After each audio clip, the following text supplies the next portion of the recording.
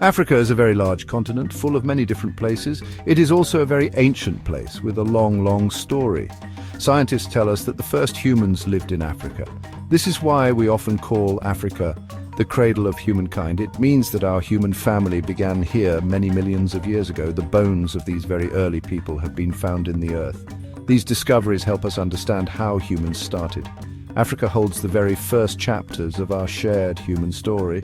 It is a special place for all people everywhere. The first people in Africa were hunter-gatherers. This means they hunted animals for food. They also gathered plants, fruits and nuts to eat. They did not live in one place for long. They moved around to find food and water. These early humans were very clever. They learned to make tools from stones. These tools helped them to hunt. They helped them to cut meat and to dig for roots. Life was hard, but they learned to survive. They lived in small groups and worked together. These early stone tools were very important for human development. The first tools were simple, often just sharpened rocks. Later, people learned to make better tools with sharper edges. They used these tools for many tasks in their daily lives. They could protect themselves from dangerous animals. They could build simple shelters from branches and leaves. Fire was another very important discovery for these early people. It gave them warmth and light. It also helped them cook their food and keep wild animals away at night. These skills helped humans to live and grow. As time went on, people in Africa started to live in different ways. Some began to farm the land. They grew crops like wheat and barley. They also began to keep animals like cattle and goats. This meant they could stay in one place. Great civilizations grew up in Africa. One of the most famous was ancient Egypt. The Egyptians built huge pyramids and temples. They had powerful kings called pharaohs. They also created a way of writing called hieroglyphs. Another important ancient kingdom was Nubia to the south of Egypt. Nubia also had strong rulers and built impressive cities. Long after ancient Egypt, other great kingdoms grew in Africa. In West Africa, large empires became powerful and rich. One of the first was the Ghana Empire. It was famous for its gold. Traders came from far away, across the Sahara Desert, to buy this gold. They brought salt, cloth and other goods to trade. This trade made Ghana very wealthy. The kings of Ghana controlled the gold mines. They had large armies and ruled over many people. This empire showed how organized societies could become. It was a center of activity and exchange for many centuries. Later, the Mali Empire became even bigger and more famous. One of its most well-known rulers was Mansa Musa. He was very rich, perhaps one of the richest people ever. He went on a famous journey, a pilgrimage to Mecca. He took so much gold with him that people were amazed. Timbuktu, a city in the Mali Empire, became a great center of learning. It had many schools and libraries. Scholars came from all over the world to study there.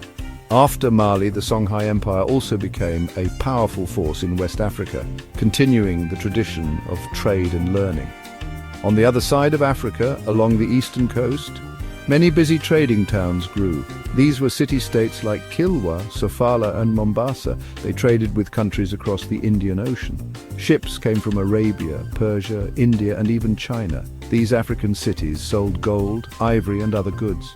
They bought cloth, pottery and spices. A new culture called Swahili developed in these coastal towns.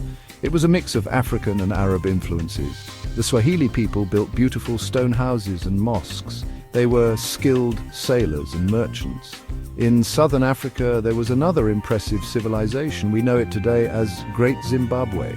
The people there built large stone walls and towers. These structures are still standing today and show great skill. They did not use any mortar to hold the stones together. Great Zimbabwe was also a trading center. It was connected to the trade networks of the East African coast. Archaeologists have found items from faraway places there. These kingdoms and city-states show the diversity and achievements of African people long ago. They had complex societies, art and trade. Around 500 years ago, ships from Europe began to arrive on the coasts of Africa. At first, these Europeans came to trade. They were interested in gold, spices and ivory, just like earlier traders. Some African kingdoms made agreements and traded peacefully with these newcomers. The Portuguese were among the first to explore the West African coast. They set up trading posts. This early contact brought new goods to Africa, like new types of cloth and metal tools. However, this contact also marked the beginning of a very difficult time for many African people. A terrible trade began across the Atlantic Ocean. This was the transatlantic slave trade. European traders started to buy captured African people. These people were taken from their homes against their will. They were forced onto ships and taken to work in the Americas. They worked on large farms called plantations, growing sugar, cotton and tobacco. Millions of Africans were taken away. This trade caused immense suffering and pain. It broke apart families and communities. It also had a very bad effect on the societies left behind in Africa, weakening many kingdoms and causing great fear. This period of contact and the slave trade changed Africa in many ways. The loss of so many strong young people hurt the economies of African societies. It led to more wars between different groups as some tried to capture others to sell. The trust between communities was broken. European countries became more powerful because of the wealth they gained from the slave trade and the goods produced by enslaved people. This unequal relationship made it easier for European powers to later take control of African lands. It was a dark chapter in history with long-lasting consequences. Later, in the 1800s, European countries decided to divide Africa among themselves. This was called the Scramble for Africa. They drew lines on maps and claimed large parts of the continent as their colonies. They did this without asking the African people who lived there. European armies came and took control. African kings and chiefs lost their power. This period is known as the colonial period. Africans were forced to work for the Europeans, often in mines or on farms growing crops for export.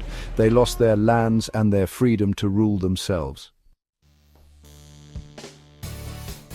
Life under colonial rule was very difficult for most African people. They were often treated unfairly. They had to pay taxes to the colonial governments but had few rights. Their traditional ways of life were disrupted. However, African people did not simply accept this rule. Many brave men and women resisted the colonial powers. Some fought with weapons, while others organized protests and political groups. They wanted their freedom and the right to govern their own countries. These struggles for independence grew stronger over time, especially after the World Wars. After many years of struggle, African countries began to win their independence.